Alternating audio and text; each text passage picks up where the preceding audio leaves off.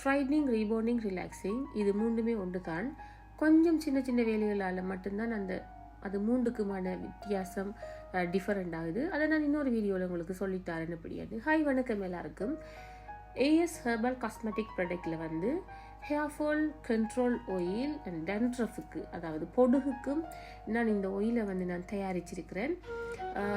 இந்த ஆயிலை நீங்கள் பார்த்தீங்கன்னா ஆல்ரெடி அவள் ஸ்ட்ரைட்னிங் செய்திருக்கிறா. அந்த ஸ்ட்ரைட்னிங் செய்த ஹேருக்கு தான் ஸ்கல்ப்புக்கு தான் நான் இந்த ஆயிலை நான் பாவிக்கிறேன். இந்த ஆயிலை நீங்கள் பாவிக்கிறதால டேண்ட்ரஃப் குறையுது, முடி கொட்டுறது கண்ட்ரோல் ஆகும்.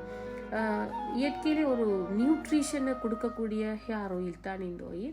இப்போ நீங்கள் பார்த்தீங்கன்னா தெரியும், அவருக்கு நான் ஆயில் வச்சுட்டு ஒரு மசாஜ் கொடுத்து ஸ்டீம் பாத் கொடுத்து எடுத்த நேரம் அவட கூந்தல் எவ்வளவு அழகாக இருக்குன்றது உங்களுக்கும் பார்க்க விளங்குமென்னு நினைக்கிறேன்.